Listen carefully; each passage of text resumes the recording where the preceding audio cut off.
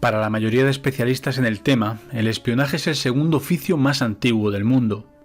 Y no es de extrañar, desde que el ser humano abandonase la vida nómada para vivir en asentamientos estables, la guerra por territorio, recursos y poder no han dejado de sucederse.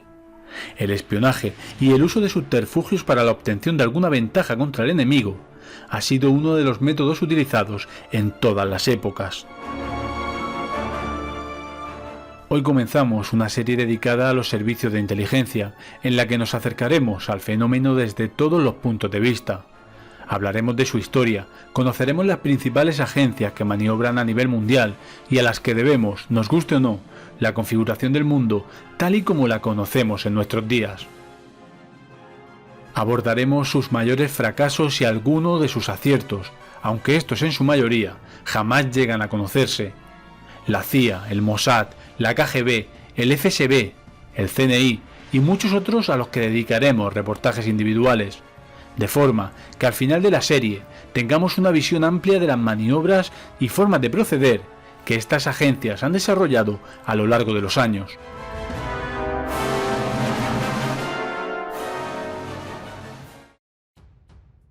Antes de adentrarnos en los puntos antes mencionados, tenemos que hacer un poco de retrospectiva y definir algunos conceptos. Tal y como avanzaba al inicio del vídeo, los servicios de inteligencia o el espionaje son tan antiguos como lo son los asentamientos humanos. En su libro Espías, espionaje y operaciones encubiertas, el autor Michael Rank hace un análisis de varios acontecimientos a lo largo de la historia en los que los servicios de inteligencia o espionaje han sido claves.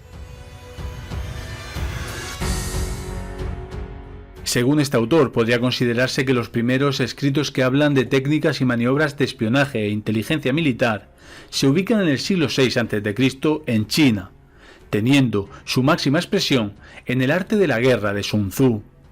Pero existen textos más antiguos, que sin hablar directamente de táctica militar, se pueden deducir este tipo de maniobras.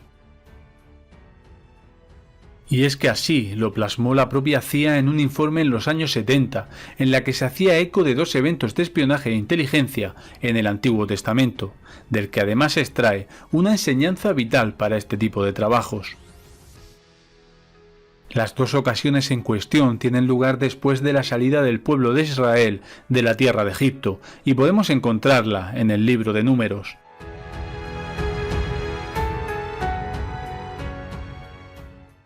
La historia nos cuenta que tras llegar a Parán, cerca del límite de tierra prometida, Moisés envió a 12, entre comillas, espías, para que reconocieran el terreno, las gentes que lo habitaban, así como las poblaciones fuertes y tropas que podían defender esos territorios. Pidió también que trajeran una prueba de que esa era la tierra que emanaba leche y miel. Para ello eligió a un representante de cada una de las tribus de Israel, de las que tenemos incluso sus nombres. Estos se adentraron en la tierra prometida desde el desierto de Negueb hasta el valle de Escol, y tras un tiempo regresaron para contar lo que allí habían visto, trayendo también la prueba en forma de uvas, granadas e higos. Sin embargo, y a pesar de todo, esta operación puede ser el primer fiasco de la historia de la inteligencia militar, y de la que se extrae una importante lección. Veréis, tras llegar al campamento, estos informadores, como representantes que eran de sus tribus, expusieron ante los allí presentes todo lo que habían visto. Si bien la tierra era fértil tal y como les había prometido Yahvé, no era menos cierto que estaba ya habitada por multitud de pueblos muy belicosos, armados y mejor pertrechados que aquella caravana de exiliados de Egipto. Amorritas, cananeos, jebuseos y por supuesto filisteos estaban preparados para repeler por la fuerza cualquier ataque de estas gentes. Esta exposición de los datos recabados ante las multitudes hizo que éstas se opusieran a entrar en la tierra prometida. Solo dos de los informadores, Caleb y Josué, insistieron en que sí se podía atacar, dado que tenían de su parte a Dios.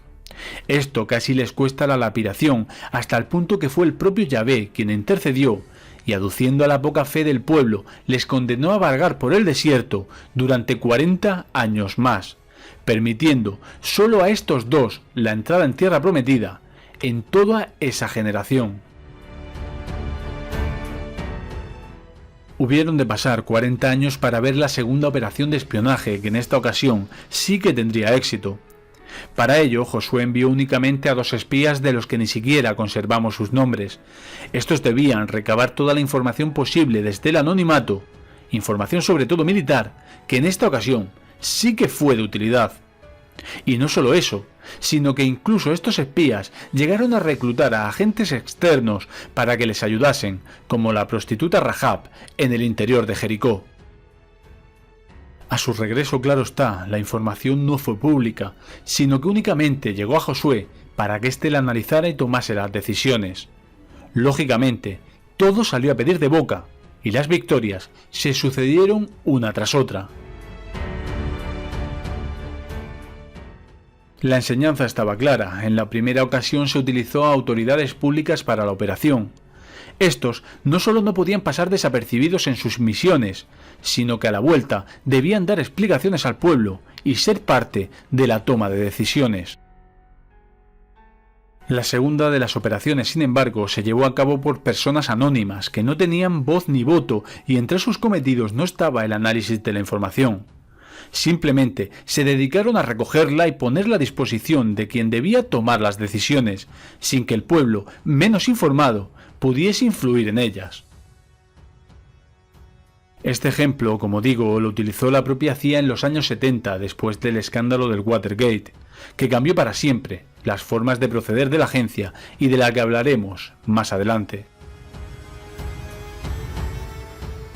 Ya hemos visto 2 de los casos de espionaje documentados más antiguos, y el primer tratado que desarrollaba las tácticas a llevar a cabo en este tipo de operaciones en el arte de la guerra de Sun Tzu.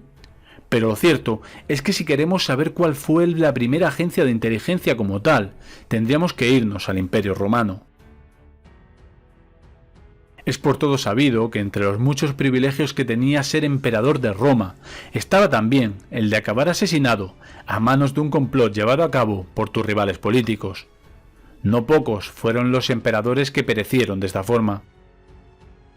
Hasta aquellos días no existía ninguna institución gubernamental en Roma que se encargara de la obtención de información, espionaje e inteligencia para proteger al emperador.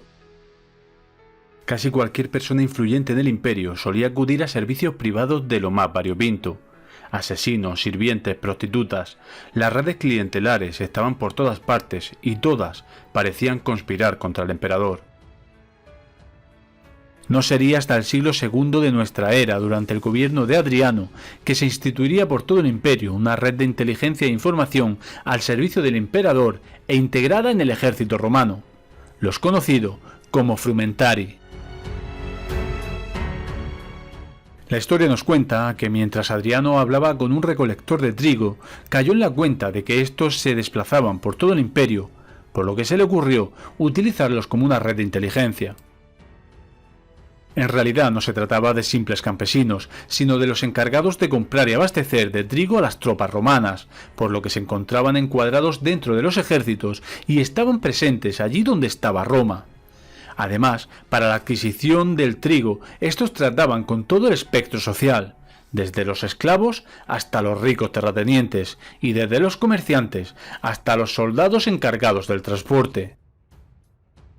De esta forma, Adriano tuvo a su disposición la primera red de información tal y como la conocemos hoy. Los Frumentari serían, por lo tanto, el antecesor de los espías actuales, encuadrados dentro de una institución gubernamental y con el cometido de defender el orden establecido. Hay infinidad de ejemplos a lo largo de la historia con anécdotas de operaciones a las que quizá dedique un vídeo más adelante. Así que si os interesa la historia del espionaje, dejadlo en los comentarios para incluir algún vídeo más en esta serie. Hasta aquí esta pequeña introducción a la serie sobre los servicios secretos. En las próximas semanas iré publicando los siguientes reportajes, así que suscribiros si no lo estáis y dejad un like. Y sobre todo, dejadme un comentario sobre qué os parece la serie y qué aspectos del espionaje os gustaría que tratase. Espero veros en el siguiente vídeo, y como siempre os digo, no dejéis de ser curiosos. Adiós.